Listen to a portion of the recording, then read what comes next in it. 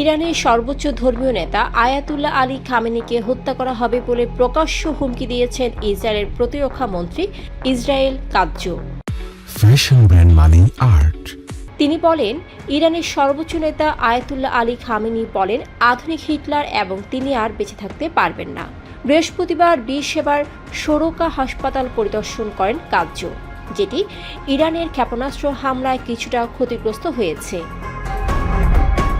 পরিদর্শন শেষে তেল আবিবের কাছে হলনে সাংবাদিকদের সামনে তিনি বলেন, খামেনি প্রকাশ্যে ঘোষণা করেছেন তিনি ইসরায়েলকে ধ্বংস করতে চান। তিনি ব্যক্তিগতভাবে হাসপাতালগুলোতে হামলা চালানোর নির্দেশ দেন।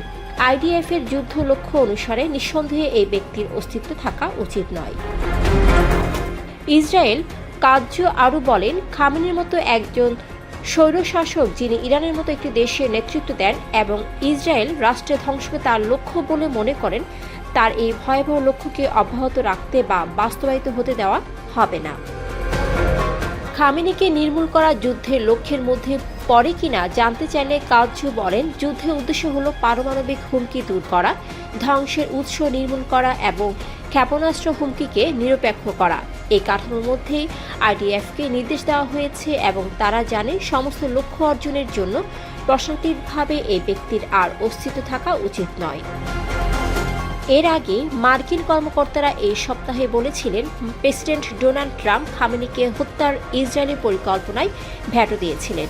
ট্রাম্প পরে বলেছিলেন তারা জানেন আয়াতুল্লাহ আলী খামেনি কোথায় আছেন, তবে আপাতত তারা খামেনিকে হত্যার চেষ্টা চালাবেন না।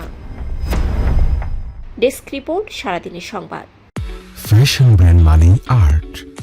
Men's, ladies and kids wear. Art be smart.